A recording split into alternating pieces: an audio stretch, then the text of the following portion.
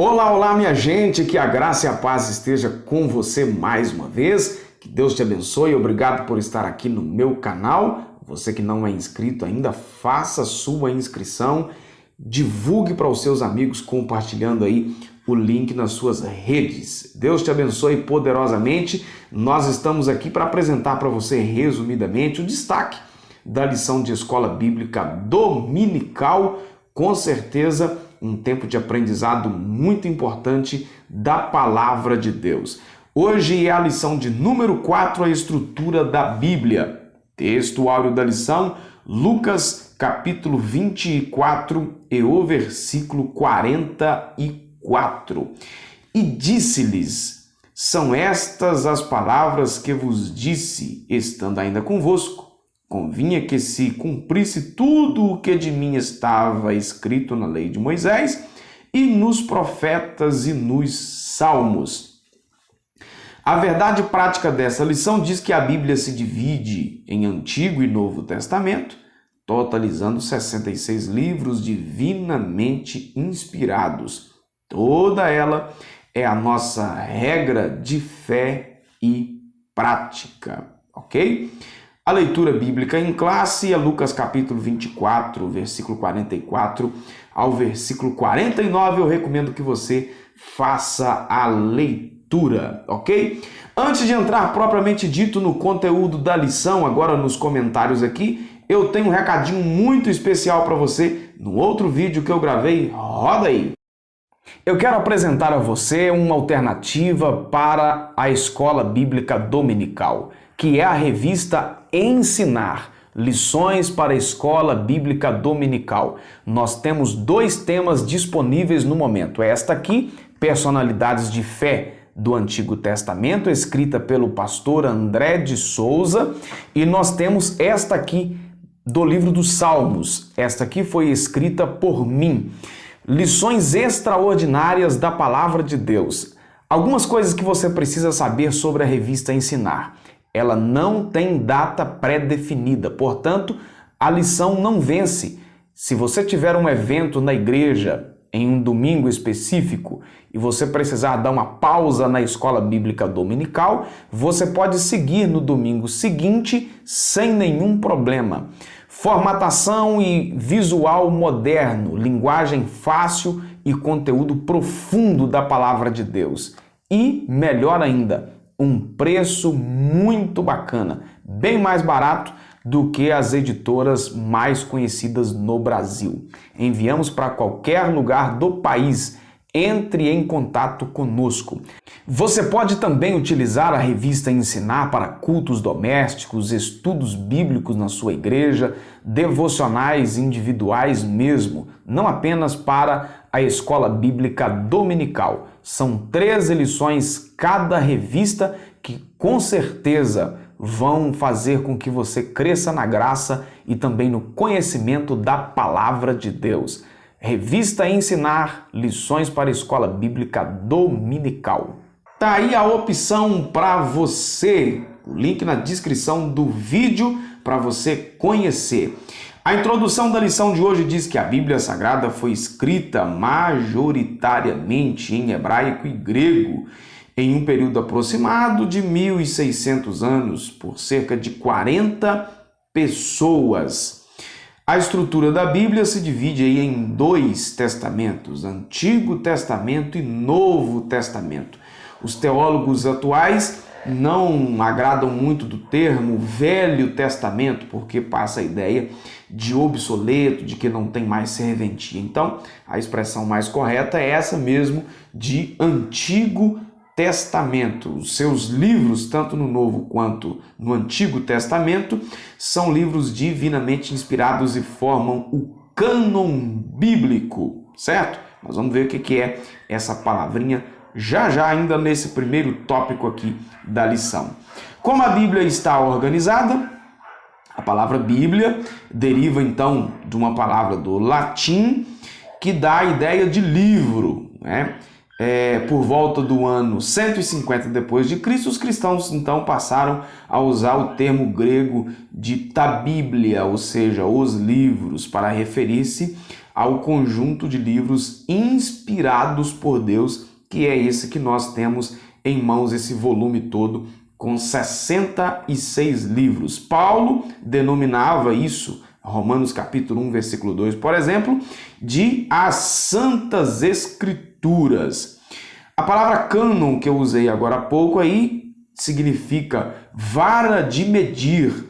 Desse modo, a teologia, ou no vocábulo teológico, né, cânon, que é empregado como norma, como vara de medir, dá-se então a avaliação para identificar os livros sagrados. O termo canônico aí, que é uma palavra que deriva de cânon, né, passou a designar os 66 livros aceitos como divinamente inspirados. E isso quer dizer então que o Espírito Santo guiou o seu povo para reconhecer a autoridade desses livros. Então, o processo aqui do cânon ou da canonicidade da Bíblia se deu na inspiração do Espírito Santo para que aqueles homens, cerca de 40 pessoas, escrevessem então os textos, e depois também guiou para que o povo de Deus reconhecesse a autoridade desses escritos como regra de fé e prática. É a palavra de Deus. Nesse sentido, então, o cânon bíblico está completo. Gente, não tem esse negócio de acrescentar nada, não. A Bíblia está completa, de Gênesis a Apocalipse. Não dá nem para acrescentar e nem para tirar nada. Tem gente aí tirando, como tem gente acrescentando. Em ambos os casos, há um equívoco, né, para ser minimamente aqui nas minhas expressões, ok? A expressão Antigo Testamento foi inaugurada por Paulo, segundo aos Coríntios 3,14, refere-se aos livros dos judeus reconhecidos por Jesus como as Escrituras. Escrituras, né, daí a composição dessas escrituras, a lei, os profetas e os salmos. O termo Novo Testamento foi usado para referir-se ao cumprimento profético de Jesus como mediador da nova aliança, certo? Então, tá aí esse conceito para você. O que você precisa guardar desse tópico 1 da lição é que a Bíblia divide-se em 2 testamentos divinamente inspirados, Antigo e Novo Testamento. Essas são as duas estruturas maiores da Bíblia, certo? Para o tópico 2 da lição, o Antigo Testamento, especificamente que nós vamos trabalhar esse conceito nesse tópico 2, e o terceiro tópico, então, do Novo Testamento, a classificação dos livros do Antigo Testamento, do jeito que nós conhecemos, é as seguintes. Os 5 primeiros livros denominados de Pentateuco, depois nós temos os livros históricos, que são formados aí por um grupo de 12 livros, que é de Josué até o livro de Esther. Nós temos os livros poéticos, compostos por 5 livros. Nós temos os proféticos, que se dividem aqui em 2 subgrupos, profetas maiores e profetas menores. Maiores não dá sentido de maior importância e menor não dá sentido de menor importância. Isso aqui é apenas uma classificação pela quantidade de conteúdo do livro e também relativo ao tempo do exercício do ministério profético. Há também essa distinção aqui por parte de alguns comentaristas, certo? A avaliação de um livro canônico, no sentido aqui do Antigo Testamento, se deu por inspiração divina, reconhecimento do povo de Deus atestando como sendo um livro autêntico por seus leitores e, por fim, preservação pelo povo de Deus, atestando que o livro era conservado como sendo palavra de Deus. Esses conceitos aqui básicos, né, existem outros, foram os observados para se organizar o Antigo Testamento, que a tradição aponta como sendo o principal responsável por isto, Esdras, né? Algumas particularidades do Antigo Testamento, quase que na totalidade do conteúdo foi escrito em hebraico, com pequenas porções, né, em outros dialetos, vamos dizer assim, né, o aramaico, por exemplo. O último livro canônico foi o do profeta Malaquias, concluído por volta do ano 430 a.C., para entrar naquele período chamado interbíblico, ou como muita gente prefere, o período de silêncio de Deus, né? Desde então, nada mais pôde ser acrescentado ao cânon do Antigo Testamento. Por volta de 1545, a tradicional Igreja Romana, ela acrescentou 7 livros, né, conhecidos por nós protestantes como livros apócrifos, que na verdade foi um conteúdo adicionado para contrapor princípios que a reforma protestante defendia. Mas nos dias de Jesus, o cânon do Antigo Testamento já estava fechado, certo? Jesus reconheceu isso, os apóstolos reconheceram isso e vieram fazer esse acréscimo, então, meados do ano 1540 e poucos, alguma coisa desse tipo, ok?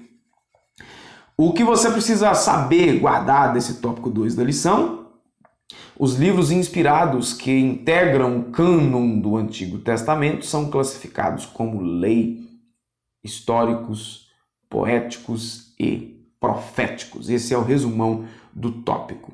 No terceiro tópico, agora a estrutura do Novo Testamento.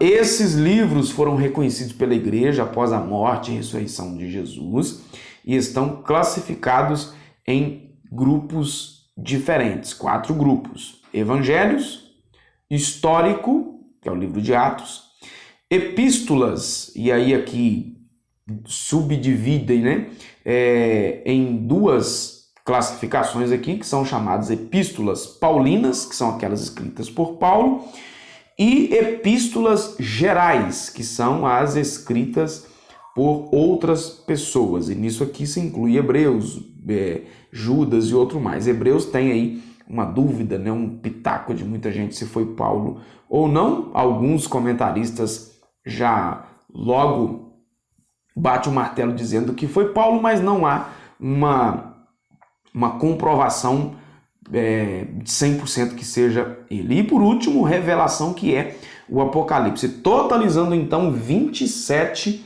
livros, né? Nesse sentido aqui do Novo Testamento, cristãos concordam nesses 27 livros, inclusive a chamada Bíblia Católica, tudo igualzinho, tudo ok, certo? Sobre a canonicidade do Novo Testamento, a Bíblia confere indiscutíveis provas de inspiração do Novo Testamento, e nós temos algumas referências para isso. Quanto ao reconhecimento desses livros como fidedignos desde o início, os escritos falsos foram refutados pela igreja. A liderança, nós temos, por exemplo, as cartas, né, de Paulo aos Gálatas, por exemplo, refutando muitos princípios que estavam sendo disseminados entre o povo de Deus, e ele escreveu aquela carta refutando isso, né? O assunto principal ali, o maior tratado entre lei e graça do Novo Testamento é exatamente a carta de Paulo aos Gálatas. E nós temos outros escritos, como os escritos de João. Quando você pega esses escritos para você ler de maneira sequenciada, você percebe que ele estava escrevendo exatamente para refutar muitos falsos ensinos que estavam sendo disseminados entre o povo de Deus. Se fosse escrever hoje, ia ter muito mais trabalho, né, gente? Porque tem muita gente, muita coisa que não presta sendo disseminado entre o povo de Deus na atualidade, e é preciso ter cuidado com isso. Em relação à conservação das Escrituras, os primeiros cristãos adotaram a prática de leitura dos livros autorizados em suas reuniões e cultos. Então vamos lá, o que acontecia? Que não estava o cânon formado naquela época, mas os livros já eram utilizados lá, né? Os livros de Paulo, por exemplo, as cartas. Ele mandava uma carta para uma igreja, por exemplo, a carta aos Romanos, a igreja de Roma utilizava, e aquela carta era copiada para outras igrejas para saber o que Paulo pensava, para ter os ensinos. Então, do mesmo jeito que as igrejas hoje, independente da placa, utilizam a Bíblia, né, em todas as igrejas, né, no mundo afora, as igrejas passaram a utilizar também. A igreja lá de Corinto utilizando os escritos que Paulo havia escrito para Roma, por exemplo. Não necessariamente nessa ordem, mas era mais ou menos isso que acontecia. O cânon não estava formado ainda e a igreja já utilizava desses escritos daqueles irmãos, dos apóstolos, dos discípulos de Jesus, dos líderes da igreja naquele tempo. Mediante, então, esses fatos, atesta-se, então, que desde o começo a igreja já reconheceu e preservou esses escritos. Repito, tinha muitas outras coisas que não prestavam, como tem hoje.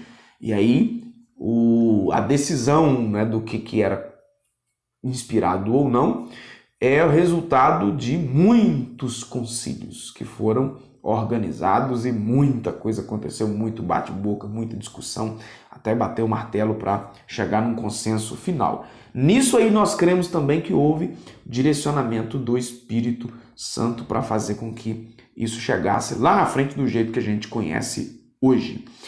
Todos os livros do Novo Testamento foram escritos no grego koiné ou koiné, como muita gente prefere pronunciar, que era o idioma popular, é o chamado grego de rua, que todo mundo falava, era o idioma simples, que todo mundo pegava e falava, o idioma simples. O conjunto dos livros canônicos foi escrito antes do término do primeiro século. O último a ser escrito foi o Apocalipse de João, 96 depois de Cristo, Desde o encerramento do cânon, os cristãos reconheceram então apenas os 27 livros inspirados e pronto, e acabou. Esse é o resumão da lição. Vou repetir aqui o que eu disse no vídeo anterior. Não precisa do professor ficar enrolando e não passar a lição toda. Dá para passar, olha. Tem 15 minutos o meu vídeo, pouco mais de 15, e eu dei aqui o pitaco geral do que eu acho que é importante dentro da lição. O objetivo meu aqui é pensar o que é importante dentro do conteúdo aqui, sem inventar mais nada, ok? O que você precisa guardar desse tópico 3 é que os livros inspirados que integram o cânon do Novo Testamento são classificados como evangelhos históricos, epístolas e revelação, ok? Esse conjunto de 66 livros formam um único livro denominado então de Bíblia. Esses livros constituem o cânon bíblico Antigo e Novo Testamento, ok? Deus te abençoe, fique na paz de Cristo, não deixe de se inscrever no canal, minha gente. Compartilhe aí com os seus amigos se te abençoou. Até lá, até o próximo vídeo. Um abraço.